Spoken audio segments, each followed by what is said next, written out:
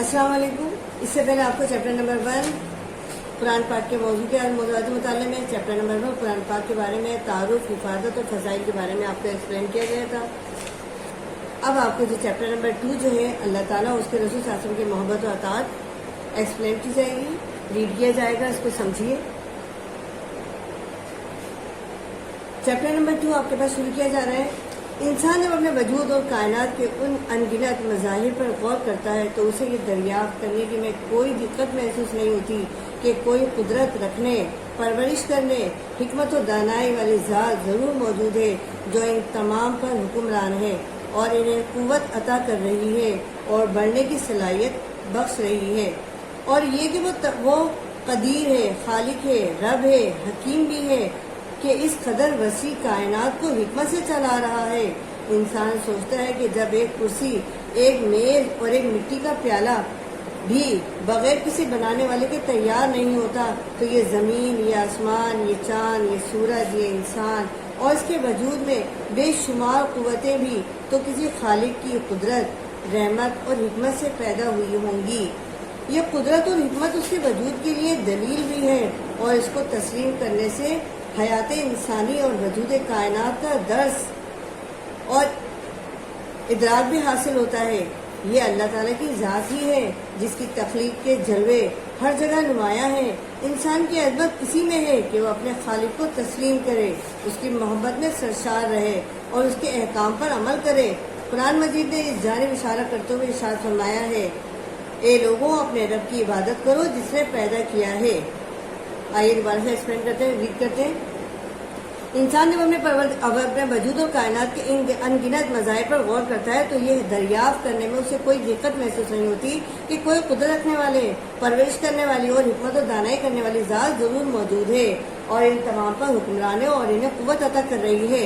यानी कि बात इंसान अपने जो है अपने हिसाब से, अपने जो है तसव्वुर के हिसाब से भी सोच सकता है कि एक छोटी से छोटी चीज़ जो है इंसान नहीं बना सकता, तो इतनी बड़ी कायनात को चलाने वाला, उसको बनाने वाला कोई ना कोई ऐसा परवरदिगार है, ऐसा कोई कादिर मुतलक ज़ात है जो इन तमाम को चला रही है, मज़ाहिर कायनात को चला रही है, मज़ाहिर कुदरत को चला रही है, इंसान को चला रही है। पूरी कायनात जो है उसके मुताबिक चल रही है। एक पत्ता भी जो है वो बगैर हवा के या हवा के नहीं हिल सकता, तो फिर इंसान कैसे एक जगह से दूसरी जगह जा सकता है। यानी मज़ाहिर कुदरत जो है हमें इस बात पर गौर करने पर तवज्जो देते हैं कि रात के बाद दिन कैसे निकल आता है, दिन के बाद रात कैसे निकल आती है। कोई तो कुदरत ऐसी है जो अंधेरे को खत्म करके दिन को लेके आती है और दिन को ख़त्म करके अंधेरे में तब्दील कर देती है।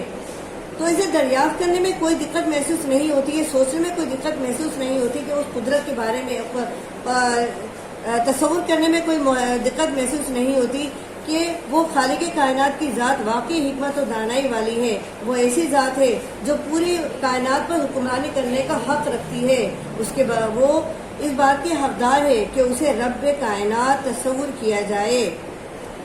वो परवरिश करती है, हिकमत और दानाई अता करती है, अदा करने वाली ज़रूरत है। वो इन तमाम पर हुक्मरान है, वो इन्हें कुव्वत भी अता कर रही है और बढ़ने की सलाहियत भी बख्श रही है। और ये कि वो कदीर है, खालिक है, रब है, हकीम भी है और इस कदर वसी कायनात को हिकमत से चला रहा है। हम ये सोचने में मजबूर होते हैं कि एक छोटा बच्चा बड़े इंसान में कैसे तब्दील हो जाता है, एक छोटा सा जर्रा जो है कायनात का वो बड़ा कैसे हो जाता है, एक छोटा पौधा जो है वो बड़े तनावर दरख्त में कैसे बदल जाता है, उस पौधे के अंदर जो है फल कैसे तस्वुर कर सकते हैं हम, कैसे आ जाते हैं,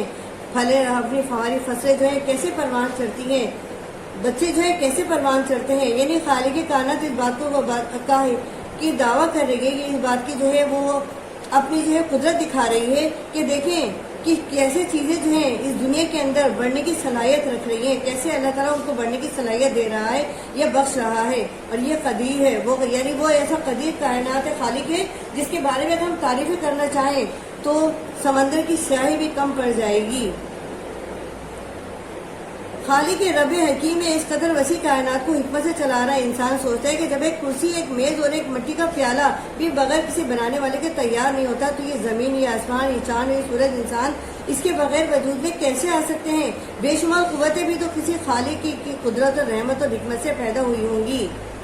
یعنی اگر یہ انسان سوچے تو یہ پتہ چلتا ہے کہ اگر ایک کرسی بنانے والی بنے گی تو اس کو بنانے والا کوئی ہے، ایک اگر میز تیار ہو رہی ہے تو اس کو بنانے والا بھی کوئی ہے، ایک مٹی کا پیالہ اگر تیار ہو رہا ہے یا بنانے والا ہے تو اس کو بنانے والا بھی کوئی ہے۔ تو پھر یہ سوچنے میں کس بات کی دقت آتی ہے کہ اتنے بڑے کائنات کو چلانے والا بنانے والا کون ہو سکتا ہے؟ ایک صحیح انسان اگر سوچے تو یہ بات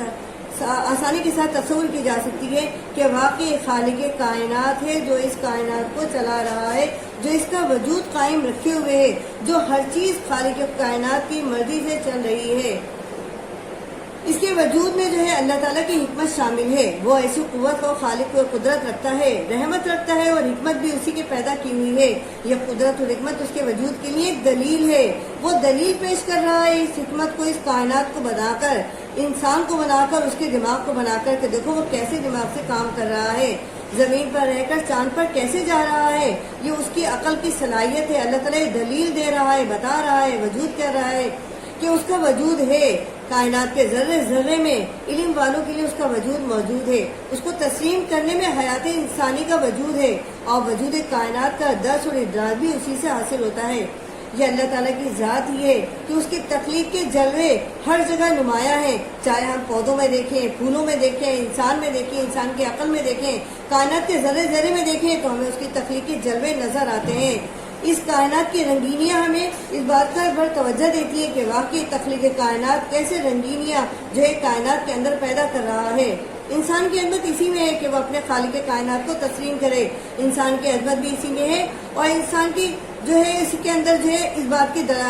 دلیل پیش کرتی ہے کہ واقعی وہ اپنے رب کو عظیم جانتا ہے، خالق کائنات کو تسلیم کرتا ہے، اور اس بات کو تسلیم کرتا ہے کہ واقعی اس کائنات کو تسلیم کرنے والی بنانے والی ایک ذات ہے۔ پھر اس کے ساتھ ساتھ اس کی محبت میں سرشار بھی رہنا بھی اس کا انسان کی عظمت میں شامل ہے، اس کے احکامات پر چلنا بھی انسان کی عظمت میں شامل ہے کہ اللہ تعالیٰ نے جن احکامات پر چلنے کا حکم دیا ان پر چلا جائے، جس کے مطابق اسے زندگی گزارنے کا حکم دیا اس کے مطابق زندگی گزاری جائے۔ انسان کو دنیا میں آنے کے بعد کام ہی یہی ہے کہ اپنی مرضی کے مطابق نہیں بلکہ اللہ تعالیٰ کی مرضی کے مطابق زندگی گزاری جائے۔ وہ انسان ہی کیا جو اپنی مرضی کے مطابق زندگی گزارے، تو پھر انسان اور حیوان میں فرق ہی کیا رہے گیا؟ اللہ تعالیٰ نے عقل دیکھا اشرف المخلوقات ایسی نہیں بنا دیا، اسی لیے بنایا اشرف المخلوقات کہ انسان اللہ تعالیٰ کے احکامات پر اپنی زندگی گزارے، اس کے مطابق عمل کرے۔ قرآن مجید بھی اسی جانب اللہ تعالیٰ اشارہ کرتے ہوئے فرماتا ہے، اے لوگوں اپنے رب کی عبادت کرو جس نے تم کو پیدا کیا۔ یعنی رب کائنات فرماتا ہے کہ اے لوگوں جب تمہیں پیدا کیا گیا ہے تو تمہیں اس لیے پیدا کیا کہ تم اپنے رب کی عبادت کرو جس نے تم کو پیدا کیا۔ اشرف المخلوقات بنانے کا مطلب ہے کہ عقل کی صلاحیت دی، سب کچھ بتایا، نیکی کیا ہے، عبادت کیا ہے، بدی کیا ہے، اچھی راستہ کون سا ہے، بدی کا راستہ کون سا ہے، برائی کا راستہ کون سا ہے، کس راستے پر چلنا ہے۔ یعنی نیکی کے راستے پر چلو، برائی کے راستے کے قریب نہ چلو۔ اگر برائی کے راستے پر قریب چلو گے تو جس طرح جھاڑی کے قریب چلتے ہوئے انسان کے کپڑے تار تار ہو جاتے ہیں، بالکل اسی طرح برائی کے قریب چلتے ہوئے بھی انسانی عقل اور انسانی دماغ اور ذہن تار تار ہو جائے گا، پھر سوچنے سمجھنے کی صلاحیت ختم ہوتی چلی جائے گی، سلب ہوتی چلی جائے گی۔ لہذا کہا گیا ہے کوشش کرو کہ عبادت کرنے کے وقت عبادت ہی کرو اور نیکی کے راستے پر چلتے رہو تاکہ تم احکام الہی پر عمل کرنے میں تمہیں آسانی ہو۔ سیکنڈ پیراگراف میں اس عبادت اور بندگی کا تقاضا ہے کہ پیدا اس نے کیا تو حکم بھی اسی کا مانو، آنکھ اس نے دی تو اس کے رضا کے مطابق دیکھو، کان اس نے عطا کیے تو اس کے فرمان کے مطابق سننے کی عادت ڈالو، اور سوچنے کی قوت اس پروردگار کی ہی عطا کرتا ہے، تو ہر لمحہ اس کی ذات، قدرت اور اس کے احکام پر غور کرو۔ اس پیراگراف میں اللہ تعالیٰ فرما رہا ہے اور بندگی کا تقاضا بھی یہی ہے، یہ سوچنے پر انسان کو مجبور ہونا چاہیے اور سوچنا چاہیے کہ جب اس نے ہمیں پیدا کیا ہے تو اس نے ہمیں عبادت اور بندگی کے لیے پیدا کیا، اور بندگی کا تقاضا کیا ہے؟ اس بات کا تقاضا دیتا ہے، یعنی وہ ہمیں حکم دیتا ہے کہ اسی کا حکم مانے، اسی کے مطابق عبادت کریں، زندگی کو گزاریں۔ یعنی اگر آپ نے آنکھ ہمیں دی ہے تو اس کی رضا کے مطابق دیکھیں، یعنی اچھی چیزیں دیکھیں۔ اچھی چیزیں دینے سے مراد ہے کہ زندگی کے اندر جو بھی ہم کام کریں اس کے لیے آنکھ کو ہم اس طرف اٹھائیں جہاں وہ ہمیں حکم دیتا ہے اٹھانے کا، یعنی عبادت کے لیے اچھی کتابیں پڑھیں، نماز کی طرف لے کے آئیں، نیکی کے کام کریں، لوگوں کو اچھی طرح تعلیم کی طرف لے کے آئیں، قرآن پاک پڑھیں۔ اس سے ہمیں یعنی ہماری آنکھ ان چیزوں کے لیے دی گئی ہے تاکہ ہم عبادت الہی میں اس آنکھ کو اٹھائیں۔ کان اس لیے عطا کیے گئے ہیں تو اس کے فرمان کے مطابق سننے کی عادت ڈالیں. یعنی کان اس لیے دیے گئے ہیں کہ ہم اللہ تعالیٰ کی رضا کے مطابق جب اذانیں ہوتی ہیں تو اس کان کو اس طرف ڈالیں کہ اس میں کہا جاتا ہے آؤ فلاں کی جانب آؤ، آؤ کامیابی کی جانب آؤ. 5 وقت اگر اذان دی جا رہی ہے تو اس لیے دی جا رہی ہے کان اس کے مطابق سنے اور عبادت کے لیے مسجدوں کی طرف دوڑے. اس لیے نہیں دیے گئے کہ ہم جو ہے کان دنیا داری میں ڈال دیں، دنیا داری کے مطابق اپنے کانوں کو لے کر آ جائیں اور دنیا کی ساری باتیں سنیں. اور جس کام کے لیے ہمیں پیدا کیا گیا ہے، جس کام کے لیے ہمیں کان دیے گئے ہیں، اس کام کو ہم چھوڑ دیں. اس کی رضا کے مطابق ہم عبادت نہیں کر رہے اور کان بھی ہم اسی کی رضا کے مطابق نہیں سن رہے تو فائدہ کیا پھر ہماری زندگی کا، ہماری عبادت کا؟ سوچنے کی قوت اس پروردگار کی عطا کردہ ہے تو ہر لمحہ اس کی ذات، قدرت اور اس کے احکام پر غور کریں. ہمیں سوچنے سمجھنے کی صلاحیت دی گئی ہے، اشرف المخلوقات بنایا گیا ہے، عقل کی صلاحیت دی گئی ہے، عقل عطا کی گئی ہے تو اس لیے کی گئی ہے. اس کائنات کو دیکھیں، اس کائنات کو سمجھیں، مظاہر و قدرت کو سمجھیں کہ کوئی چیز کائنات کی اپنی جو ہے لمحے سے ہٹتی نہیں ہے. اگر دن میں نکلنا ہے تو دن رات میں نہیں نکلتا بلکہ دن میں ہی نکلتا ہے. رات دن کے بعد ہی آتی ہے، رات پہلے نہیں آ جاتی. یعنی جو ہے پودا جو ہے چھوٹے سے لے کر بڑا ہو جاتا ہے، بڑے سے چھوٹا نہیں ہوتا بلکہ قدرت کے احکامات اس کے اندر چل رہے ہیں. یعنی اسی کے مطابق سوچیں، پھول کس طرح کھلتا ہے، دن کس طرح نکلتا ہے، انسان کس طرح بڑا ہوتا ہے، اس کے احکامات پر کیسے غور کرنا ہے، نیکی کے کام کیسے کرنے ہیں، نماز کیسے پڑھنی ہے، نماز سے پہلے وضو کی ادائیگی کیسے کرنی ہے، طہارت کیسے حاصل کرنی ہے، عبادت کیسے کرنی ہے، نیکی کے کام کیسے کرنے ہیں، زکوٰۃ کی ادائیگی کیسے کرنی ہے، حج کی ادائیگی کیسے کرنی ہے. ان تمام کام کو سمجھیں. یعنی مظاہر قدرت کے ساتھ ساتھ ان تمام نیکی کے کاموں کو کرنے کی عادت ڈالیں جس کام کے لیے ہمیں پیدا کیا گیا ہے. یعنی عبادت اور بندگی کا تقاضا ہی یہی ہے. یہی انسان کو سوچنے کی صلاحیت عطا کی گئی ہے. سیکنڈ پیراگراف ہمارے پاس آتا ہے اللہ تعالیٰ کے ساتھ محبت. سوچ کا یہ درست زاویہ محبت الہی کی دعوت دیتا ہے کہ کسی کا ایک معمولی حسن سلوک ساری عمر کی احسان مندی کا باعث بنتا ہے تو جو زندگی بخشتا ہے اس کے لیے ساری عمر محبت کے جذبے پروان کیوں نہ چڑھے. اسی لیے فرمایا گیا ہے، اللہ تعالیٰ فرماتا ہے قرآن پاک میں، جو لوگ ایمان لے آئے وہ اللہ تعالیٰ سے بہت محبت کرنے والے ہیں. یعنی سوچ کے درست زاویہ ہے. حقیقت بھی دیکھی جاتی ہے کہ اگر کوئی ہمیں چھوٹے سے ایک ہمیں تحفہ دیتا ہے تو ہمیں ہمارے دل میں اس کی کتنی قدر و منزلت بڑھ جاتی ہے کہ ہم اس کے احسان کے بوجھ تلے دبتے چلے جاتے ہیں اور اس کے لیے ہم اپنی جو ہے کوشش کرتے ہیں کہ اس کو کسی طرح کی تکلیف نہ ہو، اس کو اس سے بہتر ہم تحفہ اس کو عنایت کریں. یعنی سوچ کا یہ درست زاویہ ہے. تو اس سوچ کا یہ درست زاویہ محبت الہی کی دعوت بھی دیتا ہے. ہمیں محبت الہی کی دعوت کس طرح دیتا ہے کہ کسی ایک معمولی اس سے سلوک ساری عمر کی احسان مندی کا باعث بنتا ہے تو وہ کائنات جو ہمیں زندگی بخش رہی ہے، ہمیں سانس لینے کی ہدایت دے رہی ہے، سانس لینے کی اس نے ہمیں اتنی بڑی جو ہے اس نے ہمیں تحفہ عنایت کیا ہے، زندگی دی ہے، بخشی ہے تو ہم اس کے مطابق کیوں نہ دیکھیں، اس کے مطابق کیوں نہ سمجھیں، اس کے مطابق کیوں نہ عبادت کریں. اصل زندگی تو ہماری اس کے مطابق ہے. ہمیں اس کی جو اتنا بڑا تحفہ اس نے ہمیں عنایت کیا ہے اس کے مطابق اگر ہمیں زندگی گزارے تو ہماری حق کی ادائیگی تبھی قبول ہوگا یا تبھی جو ہے ہم اپنی حق کی ادائیگی جو ہے اپنا پورا کر سکتے ہیں کہ ہم محبت الہی میں اپنی جان نثار کر دیں، اس کی دعوت کے مطابق ہی زندگی کو گزاریں. ساری عمر محبت کے جذبے ہمیں اس کے لیے پروان چڑھائیں اور کیوں نہ کریں کیونکہ وہ محبت الہی کا حقدار ہے. وہ رب العزت ہے، خالق کائنات ہے. جب ہم ایک چھوٹے سے تحفہ دینے والے کی اتنی قدر و منزلت کرتے ہیں، دل سے اس کی اتنی جو ہے عزت کرتے ہیں تو وہ خالق کائنات سب سے زیادہ محبت کا اور عبادت کا حقدار ہے. آیت مبارکہ میں اللہ تعالیٰ فرماتا ہے جو لوگ ایمان لے آئے وہ اللہ سے بہت محبت کرنے والے ہیں اور ایمان کی تکمیل محبت کے بغیر ممکن نہیں کیونکہ جس عمل میں محبت کی کار فرمائی نہ ہو وہ کھوکھلا اور بے توفیق ہوتا ہے. حقیقت بھی یہی ہے کہ جو لوگ ایمان لے آئے ہیں ان کے لیے لازم ہے کہ وہ اللہ تعالیٰ سے سب سے زیادہ محبت کرنے والے ہوں. یعنی آپ نے دیکھا ہوگا کہ جب غزوہ بدر کے اندر محمد صلی اللہ علیہ وسلم کو کہا گیا کہ جو لوگ ایمان لے آئے ہیں ان کو چاہیے کہ اللہ تعالیٰ کے اوپر پورا مکمل توقع کریں اور بھروسہ کریں تو اللہ تعالیٰ ان کے لیے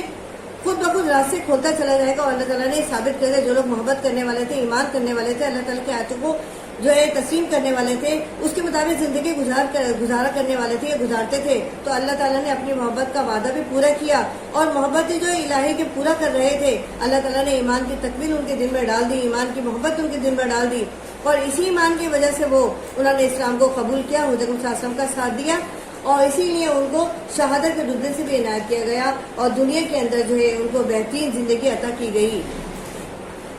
لیکن جو لوگ اس محبت سے جو ہے کھوکھلے ہوتے ہیں، جو ان کے دل میں محبت نہیں ہوتی، انہیں زندگی کے اندر کبھی کامیابی بھی حاصل نہیں ہوتی، کیونکہ ان کے ایمان، ان کے دل ایمان کی محبت سے کھوکھلے ہوتے ہیں، اللہ تعالیٰ کی محبت ان کے دلوں میں نہیں ہوتی، تو ایسے لوگوں کو اللہ تعالیٰ توفیق نہیں دیتا۔ اسی لیے کہا جاتا ہے کہ جب نمازیں پڑھو تو اللہ تعالیٰ سے اس کی توفیق مانگو، نیکی کی توفیق مانگو، عبادت کی توفیق مانگو، اور ایمان کی توفیق مانگو، تاکہ اللہ تعالیٰ ایمان پر کامل ہمیں رکھے اور ہمیں آئندہ کے لیے زندگی گزارنے میں آسانی رہے۔ تو توفیق مانگتے رہو عبادت کے اندر۔ کہا جاتا ہے کہ محبت کرنے والا جس سے محبت کرتا ہے تو اس کا فرما بردار ہوتا ہے،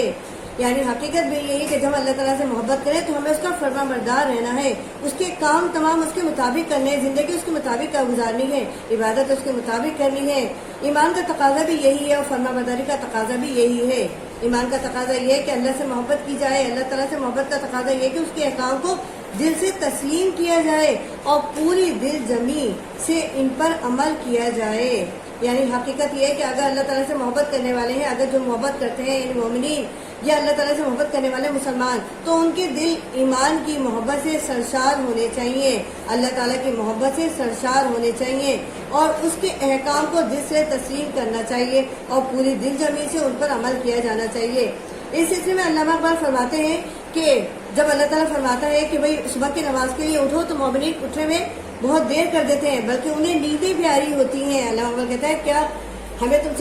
تم ہم سے کیا پیار کرتے ہو، تمہیں تو اپنی نیندیں پیاری ہیں، یعنی مسلمان کو جو ہے خاص طور پر جو ہے صبح میں نیندیں پیاری ہوتی ہیں، اسی لیے ہم رضا الہی کو پر عمل نہیں کرتے اور نمازیں چھوڑ دیتے ہیں۔ یعنی کوشش کرنا چاہیے انسان کو، اگر اللہ تعالیٰ سے محبت کا تقاضا کرتا ہے، محبت جو ہے کہتا ہے کہ میں اللہ تعالیٰ سے محبت کرتا ہوں، تو اس کے تمام عبادت کو اس کے مطابق ہی ادا کرنا چاہیے۔ اللہ تعالیٰ کی رحمت یہ ہے کہ اس نے ہر دور میں انسان کی رہنمائی کے لیے انبیاء کرام مبعوث فرمائے اور ان پاک لوگوں کو اپنے احکام کتابوں یا صحیفوں کی شکل میں عطا فرمایا۔ یعنی حقیقت یہ ہے کہ اللہ تعالیٰ اگر بندوں سے محبت کرتا ہے تو اللہ تعالیٰ نے ان کو پیدا کرنے کے بعد ایسی نہیں چھوڑ دیا، بلکہ وقتاً فوقتاً رہنمائی کے لیے اپنے پیغمبر مبعوث فرمائے نازل کرتا رہا، تاکہ بندے جو ہیں اس کے احکام کو سمجھے، اس پر عمل کریں، اور ان کو جو ہے عبادت کے حوالے سے ان کو رہنمائی ملتی رہے، زندگی کے حوالے سے رہنمائی ملتی رہے۔ وہ یہ نہ کہہ سکے کہ اللہ تعالیٰ تو نے پیدا کرنے کے بعد ہمیں رہنمائی عطا نہیں کی، ہمارے لیے رہنمائی کے لیے کوئی انبیاء مبعوث نہیں فرمائے، بلکہ اسے تمام حق بندگی ادا کر دیا اور ان تمام لوگوں کو اپنے احکام کتابوں صحیفوں کی شکل میں عطا فرمایا۔ ہمارے نبی حضرت محمد صلی اللہ علیہ وسلم اس سلسلہ ہدایت کے آخری پیغمبر ہیں، یعنی اللہ تعالیٰ نے اپنے بندوں کی رہنمائی کے لیے 1,24,000 پیغمبروں کو نازل فرمایا۔ سب سے پہلے حضرت آدم علیہ السلام سے اس کی شروعات کی، اور آخر میں حضرت محمد صلی اللہ علیہ وسلم پر اس نے یہ ہدایت کا سلسلہ ختم کیا۔ لیکن آخر وقت تک ایسی کتاب حضرت صلی اللہ علیہ وسلم لوگوں کے درمیان چھوڑ گئے ہیں، یعنی اللہ تعالیٰ نے ایسی کتاب، ایسا صحیفہ چھوڑا ہے کہ اگر اس کی رسی کو تھامے رہیں تو ہم زندگی کے اندر کبھی بھی بھٹک نہیں سکتے، ہماری زندگیاں کبھی بھی بیکار نہیں گزر سکتی اگر ہم نے اس کے مطابق زندگی گزاری۔ قرآن مجید وہ ایسی کتاب ہے جس کے مطابق زندگی گزارنے سے ہمارے دائمی ہمیں ہدایت ملتی ہے اور ہمیں فلاح و کامیابی عطا فرمائی جا سکتی ہے۔ یعنی اس کے اندر کہا گیا ہے، اور قرآن مجید جو آپ صلی اللہ علیہ وسلم پر نازل کیا گیا دائمی ہدایت کی کتاب ہے، انسان کی فلاح کے لیے آخر پیغام ہے، پیغام عمل ہے، جس پر عمل پیرا ہو کر دنیا میں کامیابی اور آخرت میں نجات حاصل کی جا سکتی ہے۔ یہ اللہ تعالیٰ فرما رہا ہے کہ اگر قرآن پاک پر عمل کیا جائے، محمد صلی اللہ علیہ وسلم کے سلسلہ ہدایت کو جو ہم نے نازل کیا تھا، آپ نے اس پر اختتام کیا تھا، اگر ان کے مطابق زندگی گزاری جائے، میرے محبوب کے مطابق عمل کیا جائے، کیونکہ جو سنت نبوی پر عمل کرے گا سمجھ لیجیے کہ وہ اللہ تعالیٰ کے احکامات کی ان پہ پیروی کر رہا ہے۔ اور قرآن مجید جو آخری کتاب نازل ہوئی ہے وہ اس بات کی گواہی دیتی ہے کہ دائمی ہدایت اس میں موجود ہے، انسان کی فلاح و کامیابی اس میں موجود ہے، اور اس میں حقیقت کے طور پر جو ہے انسان اسی پر عمل کر کے اپنی کامیابی اور نجات حاصل کر سکتا ہے۔ یہ ٹاپک آپ کا کمپلیٹ ہوتا ہے کہ اللہ تعالیٰ سے محبت کیا ہے، محبت کا تقاضا کیا ہے، اتنا رب العزت اتنا جو ہے محبت الہی کا حقدار ہے مالک ہمارا کہ ہم جتنے بھی اس سے محبت کریں، جتنی بھی اس کی تعریف کریں، ہم اس کا حق ادا نہیں کر سکتے، بندگی کا حق ادا نہیں کر سکتے۔ حقیقت میں دیکھا جائے تو اسے ہماری عبادتوں کی بھی ضرورت نہیں ہے، اس کی عبادت کے لیے تو فرشتے دن رات اس کی عبادت کر رہے ہیں، لیکن کیا بات ہے کہ انسان اشرف المخلوقات ہونے کے ناطے دنیا داری تمام پوری کرتا رہے اور پھر عبادت الہی کرے، تو اسی میں انسان کی کامیابی ہے اور فلاح کا راز ہے۔ نیکسٹ ٹاپک ہمارے پاس آتا ہے رسول اللہ صلی اللہ علیہ وسلم کے ساتھ محبت۔ کسی شاعر نے کیا خوب کہا ہے کہ محمد سے وفات ہونے تو ہم تیرے ہیں، یہ جہاں چیز ہے کیا لوح و قلم تیرے ہیں۔ یعنی اگر دیکھا جائے تو رسول صلی اللہ علیہ وسلم کی محبت اصل محبت ہے جو ہمیں دنیا میں کامیابی عطا فرماتی ہے۔ رسول صلی اللہ علیہ وسلم کی محبت بھی ایمان کا تقاضا ہے، قرآن مجید نے اس محبت کا ذکر کیا ہے، ارشاد ہوا ہے اس کے سلسلے میں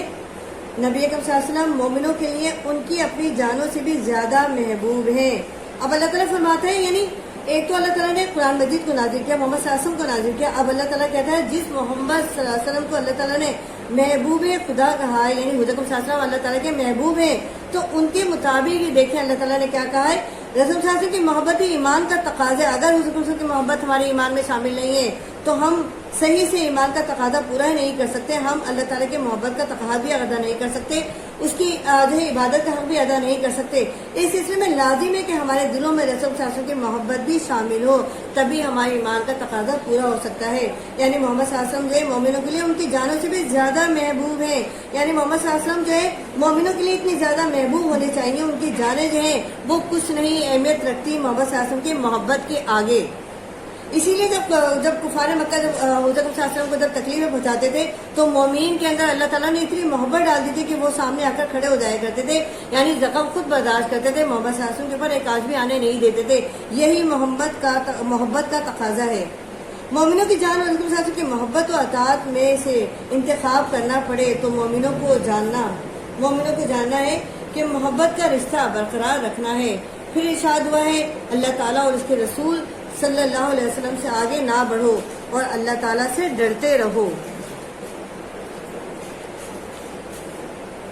اس سلسلے میں اللہ تعالیٰ یعنی مومنوں کی جانوں کے بعد جانوں کی اہمیت کے بتانے کے بعد یہ بات بتاتا ہے کہ مومنوں کی جان اور رسول صلی اللہ علیہ وسلم کی محبت و اطاعت میں سے انتخاب کرنا پڑے، یعنی اگر انتخاب کرنا پڑے رسول اللہ علیہ وسلم کی محبت اور اطاعت میں سے کوئی انتخاب کرنا پڑے تو مومنوں کی کو جان کر بھی محبت کا رشتہ برقرار رکھنا ہے، یعنی جان دے کر بھی مومنوں کو اپنا رشتہ برقرار رکھنا ہے۔ اگر ان کو جو ہے انتخاب کرنا پڑے یعنی مومنوں کو اپنی جان حضرت صلی اللہ علیہ وسلم کی محبت پہ نثار کرنا ہی اصل حقیقت کا یعنی محبت کا تقاضا پورا کرتا ہے۔ ترجمہ اللہ تعالیٰ اس کے رسول صلی اللہ علیہ وسلم سے آگے نہ بڑھو اور اللہ تعالیٰ سے ڈرتے رہو، یعنی اللہ تعالیٰ اس میں ارشاد فرما رہا ہے اے مومنو اگر تم اللہ تعالیٰ سے محبت کرتے ہو تو رسول سے محبت کرتے ہو تو رسول صلی اللہ علیہ وسلم سے آگے نہ چلو، آگے نہ بڑھو، یعنی حضرت صلی اللہ علیہ وسلم جب چل رہے ہو تو ان سے آگے قدم نہ بڑھا بلکہ پیچھے چلو اور یہی اللہ تعالیٰ سے ڈرتے رہو، یہی محبت کا تقاضا ہے، یہی ایمان کا تقاضا ہے۔ سیکنڈ پیراگراف میں ہے گفتگو میں سلیقہ، عمل میں مطابقت اور رویوں میں اطاعت پیدا ہوگی تو تقویٰ کا حق ادا ہوگا۔ بالکل صحیح ہے، یعنی حقیقت بھی یہی ہے کہ گفتگو میں سلیقہ ہمارے پاس ہونا چاہیے۔ حضرت صلی اللہ علیہ وسلم کے اگر ہم اخلاق نبوی کو دیکھیں تو ہمیں پتہ چلتا ہے کہ گفتگو کیسے کرنی ہے۔ آپ صلی اللہ علیہ وسلم جب گفتگو کیا کرتے تھے تو آپ کا ایک ایک لفظ مومنین جو تھے خاص طور پہ جو تھے صحابہ کرام جو تھے وہ چن لیا کرتے تھے اور گن لیا کرتے تھے کہ آپ کس طرح ادائیگی کر رہے ہیں۔ عمل میں مطابقت یعنی آپ اس طرح کے عمل کرتے تھے کہ لوگ آپ کی سنت پر چلیں تو ان کی زندگیاں سنور جائیں۔ رویوں میں اطاعت یعنی آپ کے اندر وہ اطاعت پیدا ہو جائے، وہ اطاعت تھی اللہ تعالیٰ کی، وہ اطاعت تھی کہ اگر مومنین آپ کی اطاعت کے مطابق زندگی گزاریں تو خود بخود ان کی زندگیاں سنورتی چلی جائیں گی، یعنی آپ کا رویہ، آپ کا عمل اور آپ کی گفتگو جو ہے اخلاق نبوی سے مطابق ہے، یعنی اگر ہم اسی مطابق زندگی گزاریں تو پھر ہم تبھی جا کر تقویٰ کا حق ادا کر سکتے ہیں۔ اس لیے ضروری ہے کہ اللہ تعالیٰ کے احکام اور رسول اللہ صلی اللہ علیہ وسلم کے ارشادات جاننے کی کوشش کی جائے، یعنی کوشش کی جائے کہ ایسی کتابیں پڑھی جائیں جن سے ہمیں رسول صلی اللہ علیہ وسلم کے بارے میں معلومات حاصل ہو۔ دنیاوی کتابوں سے کیا فائدہ ہے، ان کو پڑھنے سے جو ہمیں کوئی ہمارا اخلاق درست نہ ہو تو اس سے بہتر ہے کہ ہم اللہ تعالیٰ کے احکامات کی کتابوں کو پڑھیں، اس کے رسول صلی اللہ علیہ وسلم کے ارشادات کو پڑھیں، احادیث مبارکہ پڑھیں تاکہ ہماری عمل میں تاکہ ہمارے عمل بہتر ہو اور ہمارے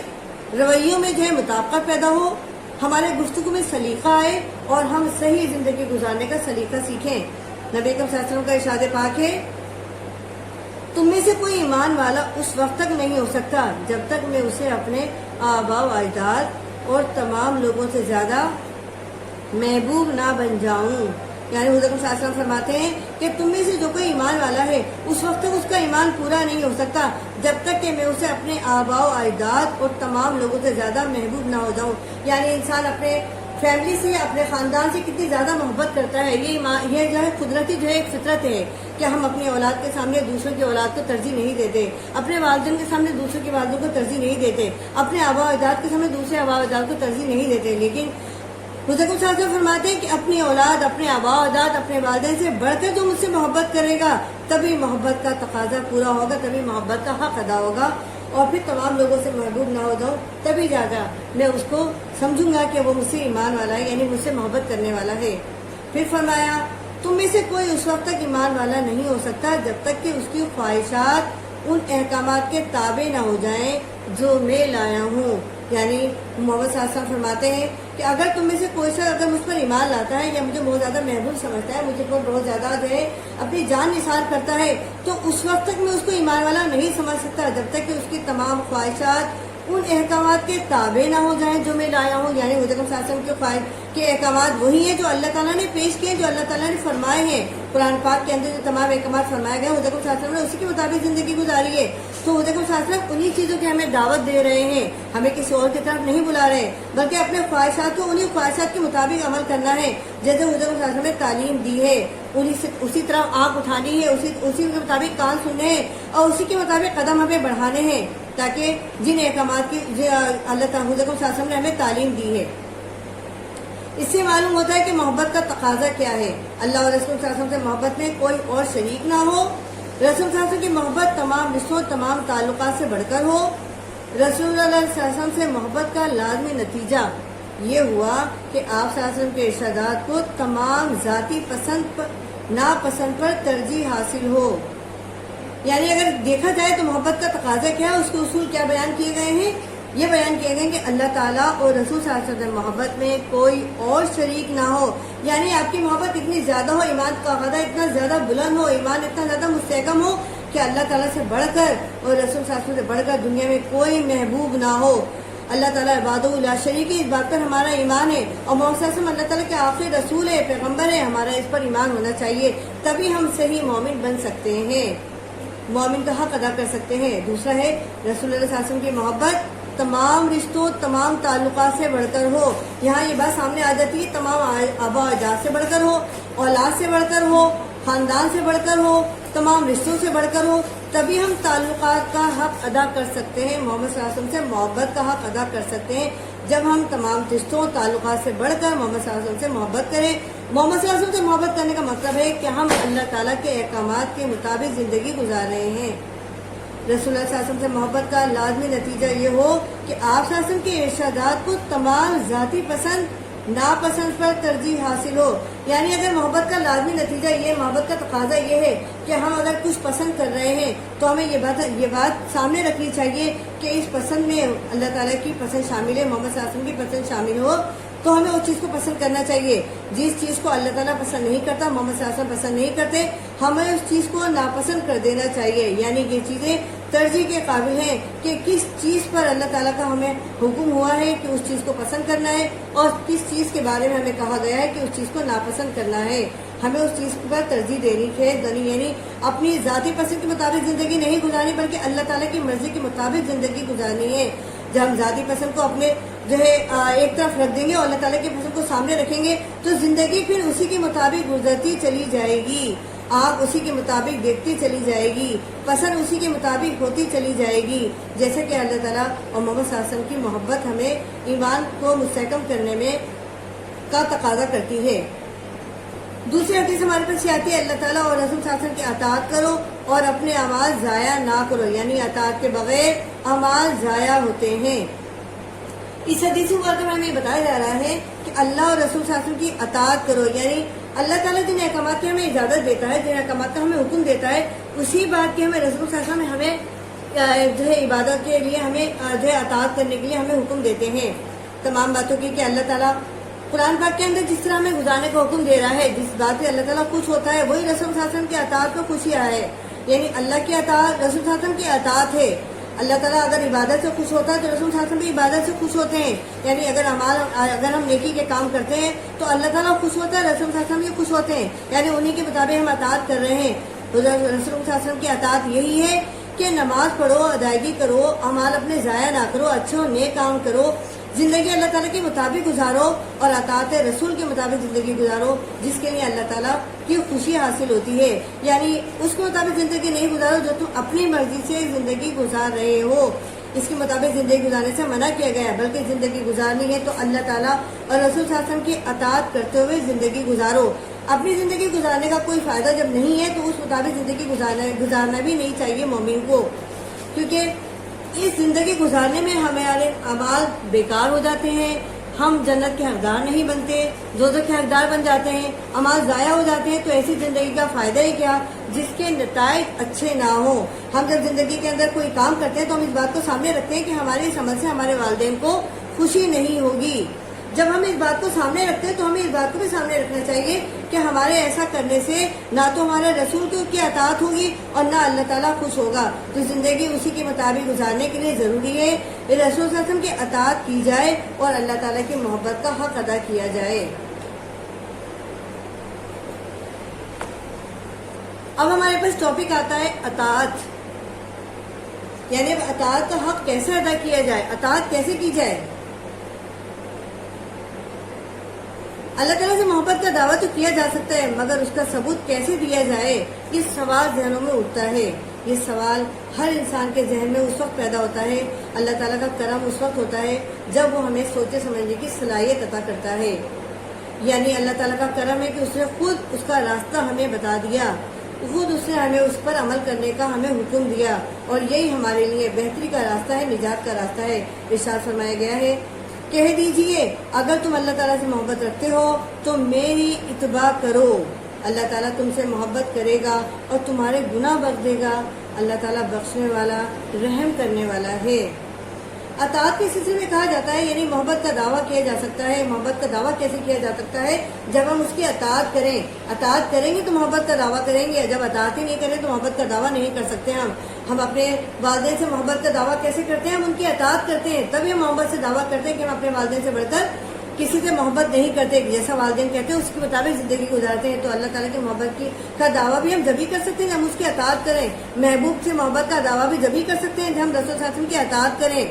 تو اسی لیے اللہ تعالیٰ قرآن پاک میں ارشاد فرماتا ہے کہ کہہ دیجئے محمد صلی اللہ علیہ وسلم، لوگوں سے کہہ دیجئے اگر تم اللہ تعالیٰ سے محبت رکھتے ہو تو میری اتباع کرو، یعنی محمد صلی اللہ علیہ وسلم کی اتباع کرو، رسول کی اتباع کرو، وہ جس کام کا حکم دے اسی کے مطابق حکم ادا یعنی کام کرو، جیسے زندگی گزارنے کا کہیں ویسی زندگی گزارو۔ اللہ تعالیٰ تم سے محبت کرے گا، یعنی محبت کرنے کے لیے ضروری ہے، لازم ہے کہ محمد صلی اللہ علیہ وسلم کی اتباع کی جائے، ان سے محبت کی جائے۔ اللہ تعالیٰ خود بخود محبت کرے گا، یعنی جو اللہ تعالیٰ سے محبت کرتے ہیں ان کی محبت کی جائے، اللہ تعالیٰ کی محبت بھی ہمیں حاصل ہو جائے گی اور تمہارے گناہ اللہ تعالیٰ بخش دے گا۔ یہ اللہ تعالیٰ قرآن پاک میں فرما رہا ہے، اللہ تعالیٰ بخشنے والا رحم کرنے والا ہے، یعنی قرآن پاک اللہ فرما رہا ہے کہ اگر تم محمد صلی اللہ علیہ وسلم سے محبت کرو گے، اس کی اتباع کرو گے تو تمہارے گناہ بھی بخش دیے جائیں گے، تم پر رحم بھی کیا جائے گا، فضل و کرم بھی کیا جائے گا، تمہاری زندگیاں بہتر کی جائیں گی اور تمہیں اللہ تعالیٰ نیکی کے راستے پر گامزن کر دے گا۔ محبت الہی اصل رسول کی پیروی ہی کا نام ہے۔ اطاعت میں مکمل خود سپردگی درکار ہوتی ہے،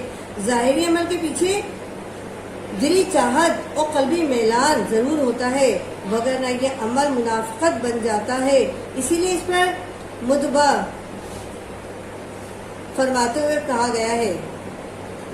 محبت الہی اصل رسول صلی اللہ علیہ وسلم کی پیروی ہی کا نام ہے، یعنی اگر ہم محبت الہی کرتے ہیں تو ہمیں رسول صلی اللہ علیہ وسلم کی پیروی کرنی ہے، تو ہم اللہ تعالیٰ کی عبادت کا حق ادا کرتے ہیں، اللہ تعالیٰ کی محبت کا حق ادا ہوگا۔ اطاعت میں مکمل اپنے آپ کو سپرد کر دینا، حضرت صلی اللہ علیہ وسلم کی اطاعت میں ڈال دینا ہے، اطاعت کے سپرد کر دینا ہے، جیسا کہیں ویسا کرنا ہے، جس کا حکم نہیں ہے اس حکم میں وہ ایسا نہیں کرنا ہے، یعنی ہر قدم قدم پر جو حکم کیا جائے، جو عمل کیا جائے وہ اطاعت نبوی کے مطابق کی جائے۔ ظاہری عمل جو کیا جائے اس کے پیچھے بھی اللہ تعالیٰ کی چاہت، محمد صلی اللہ علیہ وسلم کی چاہت شامل ہونی چاہیے۔ قلبی میلان ضرور دور جو ہے اسی وقت دور ہوتا ہے، یعنی اسی وقت حاصل ہوتا ہے جب اللہ تعالیٰ سے محبت کرتے ہیں، ورنہ ہمارے عمل میں اور منافقت شامل ہو جاتی ہے، کیونکہ ہم اگر دل سے ان تمام اعمال پر عمل نہیں کرتے تو۔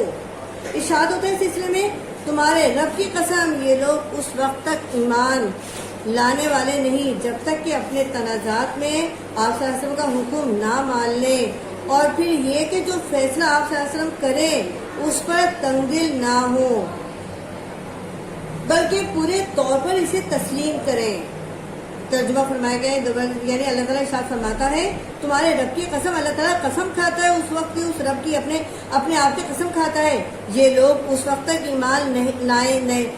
لانے والے نہیں جب تک کہ اپنے تنازعات میں آپ کا حکم نہ مان لیں۔ یعنی اگر مومنین جو ہے آپس کے اختلافات دور نہ کریں گے تو ان کا ایمان بھی مستحکم نہیں ہوگا اور یہ ایمان نہیں لائیں گے، یعنی آپس کے تنازعات، آپس کی جو ہے ضرورتیں، آپس کی جو ہے اندر کی جو ہے برائیاں جو ہے وہ دور کرنا لازمی ہے، جھگڑے دور کرنا لازمی ہے، آپس کے دلوں کو صاف کرنا بہت ضروری ہے، تبھی ہم تنازعات ختم کریں گے، ایمان والوں کے ایمان کے قابل بنیں گے۔ آپ صلی اللہ علیہ وسلم کا حکم نہ مانیں، یعنی اللہ تعالیٰ فرماتا ہے کہ آپ صلی اللہ علیہ وسلم کا حکم ماننا ان کے لیے بہت ضروری ہے، اور پھر جو یہ فیصلہ کرے آپ صلی اللہ علیہ وسلم کرے، اور پھر جو آپ صلی اللہ علیہ وسلم فیصلہ کرے ان کے لیے اس پر وہ تندیل نہ ہو، یعنی اسے دل سے تسلیم کریں، ایسا نہ ہو کہ اوپر سے تو دل سے منہ سے زبان سے بول رہے ہیں اور دل سے تسلیم نہ کریں، یعنی زبان اور دل دونوں اس فیصلے کے لیے تیار ہوں، تبھی وہ پورے طور پر جو ایمان کے قابل بنیں گے اور اس ایمان و فیصلے کو تسلیم کریں گے۔ اطاعت و اتباع کی عملی شکل سے ایمان کے تقاضے پورے ہوتے ہیں اور تسلیم و رضا کی برکات حاصل ہوتی ہیں، یعنی اگر دیکھا جائے تو ایمان و اتباع کی عملی شکل جو ہے وہ ایمان کے تقاضے کے مطابق ہے، اسی کے مطابق ایمان کے تقاضے پورے ہوتے ہیں۔ اگر اتباع نہ کی جائے، اطاعت نہ کی جائے تو ایمان کے تقاضے بھی پورے نہیں ہوں گے اور تسلیم رضا کی برکات بھی ہمیں حاصل نہیں ہوں گی۔ یہ اسی وقت ہمیں حاصل ہوں گی جب ہم اللہ تعالیٰ کی اطاعت اور اتباع کریں گے، محمد صلی اللہ علیہ وسلم کی زندگی کی رضا کے مطابق زندگی گزاریں گے، اللہ تعالیٰ کے حکم کے مطابق زندگی گزاریں گے، تبھی ہم محبت کے قابل بنیں گے۔ اس سلسلے میں کسی شاعر نے کیا خوب کہا ہے، قوت اسے ہر پس کو بالا کر دے، دہر میں اس میں محمد صلی اللہ علیہ وسلم سے اجالا کر دے۔ نیکسٹ ٹاپک ہمارے پاس شروع ہوتا ہے ختم نبوت، یعنی آخر میں ہمارے پاس آتی ہے ختم نبوت، یعنی اس بات پر ہمیں ایمان ہونا چاہیے کہ نبوت کا اختتام محمد صلی اللہ علیہ وسلم کے اوپر اللہ تعالیٰ نے ختم کر دیا ہے، اختتام کیا جا چکا ہے، یعنی 1,24,000 پیغمبر جو اللہ تعالیٰ نے نازل فرمائے ہیں، یعنی حضرت آدم سے لے کے محمد صلی اللہ علیہ وسلم تک شروعات حضرت آدم علیہ السلام سے ہوئی ہے اور اختتام حضرت محمد صلی اللہ علیہ وسلم پر ہوا ہے، تو یہی ختم نبوت ہے، اور آپ صلی اللہ علیہ وسلم کے بعد کوئی نبی نازل نہیں ہوگا، یعنی اللہ تعالیٰ نے اس بات کی ضرورت ہی محسوس نہیں کی کہ آپ صلی اللہ علیہ وسلم کے بعد کسی نبی کو نازل کیا جائے۔ ختم نبوت کا ٹاپک جب شروع ہوتا ہے تو اس میں حضرت صلی اللہ علیہ وسلم پوری انسانیت کے لیے ابدی صحیفہ ہدایت لے کر تشریف لائے۔ آپ صلی اللہ علیہ وسلم کی تشریف آوری سے ہدایت کا سلسلہ اپنے تمام کو پہنچا، اپنے اتمام کو پہنچا اور اختتام کو بھی پہنچا، یعنی اگر دیکھا جائے تو ختم نبوت جو ہے آپ صلی اللہ علیہ وسلم کے بعد ختم ہو چکا ہے، یعنی سلسلہ بالکل ختم ہو چکا ہے آپ صلی اللہ علیہ وسلم کے تشریف لانے کے بعد، کیونکہ پوری انسانیت کے لیے جو ابدی صحیفہ آپ لائے ہیں اس کے بعد کسی صحیفے کی ضرورت نہیں ہے، کسی کتاب کی ضرورت نہیں ہے، کسی ہدایت لانے والے کی ضرورت نہیں ہے۔ آپ کی تشریف آوری کے بعد ہدایت کا سلسلہ ختم ہو چکا ہے، اختتام کو پہنچ چکا ہے۔ اس سلسلے میں ارشاد ہوتا ہے، ترجمہ، آج میں نے تمہارے لیے دین مکمل کر دیا، تم پر اپنی نعمت تمام کر دی اور تمہارے لیے اسلام کو بطور دین پسند کر لیا۔ اللہ تعالیٰ قرآن پاک میں ارشاد فرماتے ہیں، آج میں نے تمہارے لیے، ان مومنین کو یہ بات فرماتے ہیں کہ آج میں نے تمہارے لیے دین مکمل کر دیا ہے، مومنہ آج دین پورا مکمل ہو چکا ہے، اختتام ہو چکا ہے دین کا، تم پر اپنی نعمت میں نے تمام کر دی ہے۔ کوشش کی گئی کہ رحمت کا جو دروازہ کھولا ہے اس کی نعمت تمام کر دی جائے، اللہ تعالیٰ نے تمام نعمت جو ہے مسلمان پر تمام کر دیے اور تمہارے لیے اسلام کو بطور دین پسند کیا، یعنی اتنے تمہارے جو دین دنیا میں آئے ہیں ان میں سب سے بہترین دین جو ہے وہ اسلام ہے، اور جسے اللہ تعالیٰ نے تمہارے لیے پسند کیا ہے اور اسی میں تمہارے لیے بہتری ہے، یعنی جب جس دین کو اللہ تعالیٰ پسند فرما رہا ہے اس میں وہ خوبی ہے، وہ عنایت ہے، وہ نجات کا راستہ موجود ہے جس پر چل کر ہماری زندگیاں کامیابی اور کامرانی پر گامزن ہو سکتی ہیں۔ دین مکمل نعمت مکمل اور انسان پر رضا الہی کا واضح اظہار رسول صلی اللہ علیہ وسلم کے آخری نبی اور رسول صلی اللہ علیہ وسلم کا ہونے کا اعلان ہے۔ اب کسی اور نبی کی ضرورت نہیں رہی، اس لیے کہ احکام الہی مکمل ہو گئے ہیں۔ اب اصحاب رسول صلی اللہ علیہ وسلم کو تا ابد مشعل راہ بنانا ہے اور پیغام الہی کو اپنا دستور حیات سمجھنا ہے۔ یہی انسانیت کے لیے شر بھی ہے،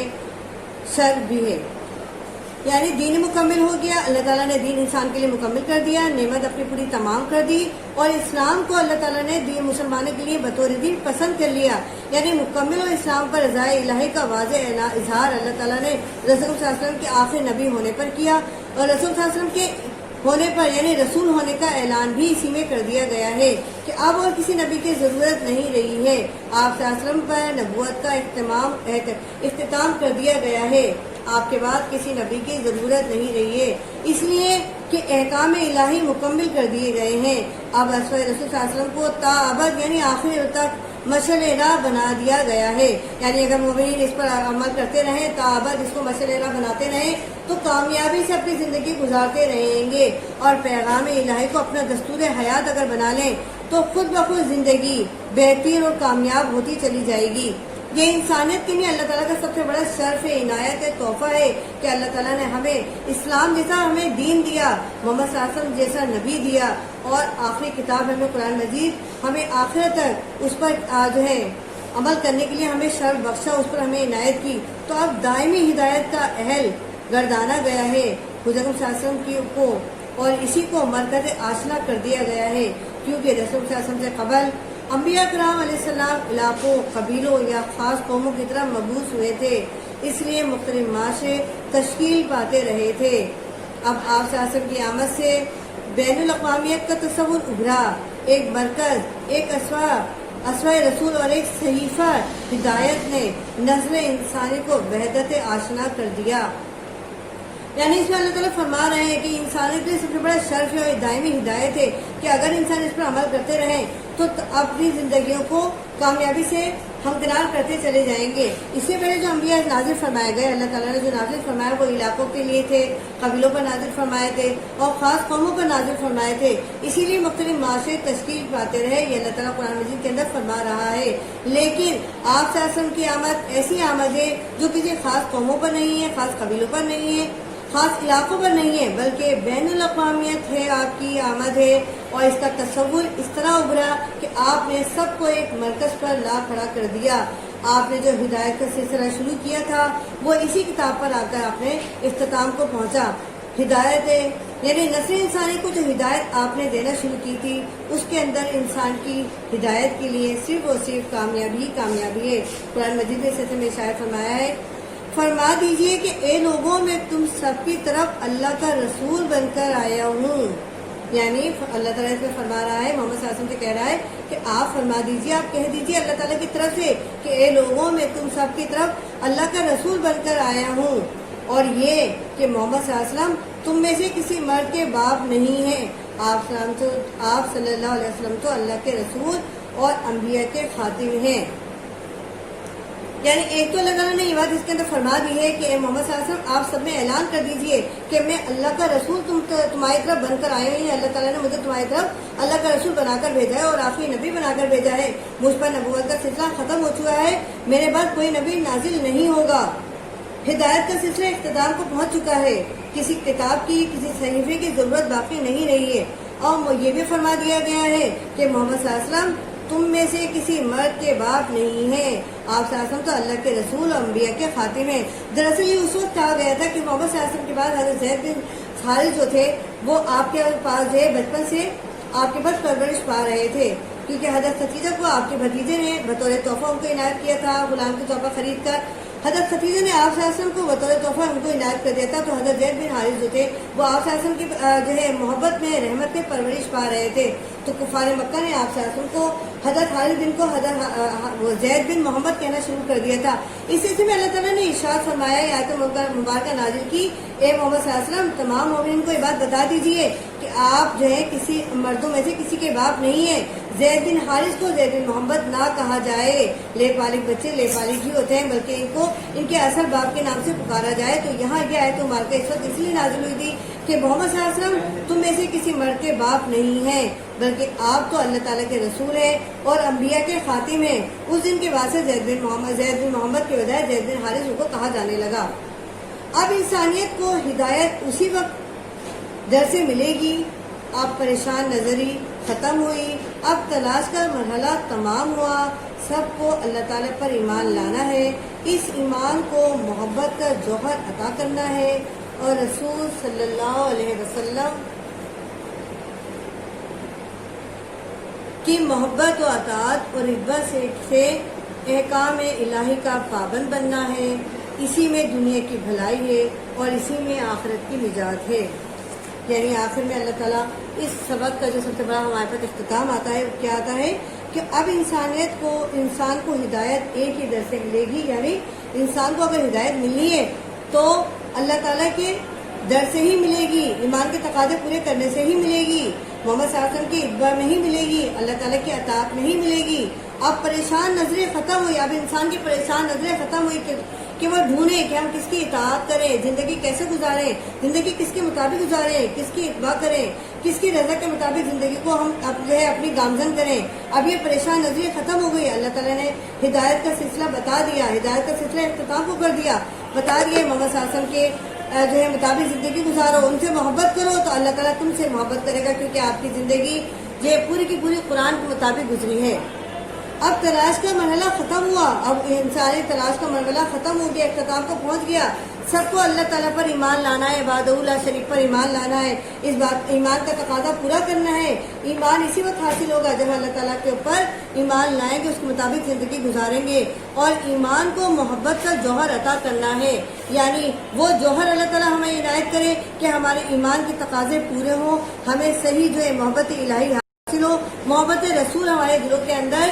پیوست ہو جائے، ہمارے دلوں کے اندر آ جائے، ہم اپنی زندگیوں کو اللہ تعالیٰ کی ہدایت کے مطابق، محمد صلی اللہ علیہ وسلم کی اطاعت کے مطابق زندگی گزاریں. اس بس سے احکام الہی کا پابند بنتے رہیں، یعنی احکام الہی کی اطاعت کرتے رہیں، اس کی پابندی وہ پابندی سے ان تمام احکام الہی کو جو ہے ادا کرتے رہیں. اسی میں دنیا کی بھلائی ہے، یعنی اور اسی میں آخرت کی نجات ہے. اسی میں مسلمان اور مومنین کے لیے حقیقت میں جو ہے دنیا کی بھلائی ہی بھلائی ہے ہمیں، اور اس میں ہماری آخرت کی نجات ہے. اگر انسان جو ہے دنیا کی بھلائی چاہتا ہے تو محمد صلی اللہ علیہ وسلم کی اتباع کرے، اللہ تعالیٰ کے ایمان کے تقاضے پورے کرے، محبت کے تقاضے پورے، آخرت کی نجات خود بخود ملتی چلی جائے گی. یعنی بقول شاعر ہمیں اللہ تعالیٰ ایسے عشق میں مبتلا کر دے کہ ہم اس عشق میں مبتلا ہو جائیں کہ ہم یہ تمام زندگی اسی کے مطابق گزاریں. یعنی قوت اس سے ہر فرض کو بالا کر دے، اس میں محمد صلی اللہ علیہ وسلم سے دہن میں اجالا کر دے. آپ کا چیپٹر ختم ہو چکا ہے، یہ کمپلیٹ ہو چکا ہے، پورا لیسن آپ کا جو ہے ایکسپلین کیا جا چکا ہے. اسی کے مطابق اب آپ جو ہے اپنی تیاری کریں،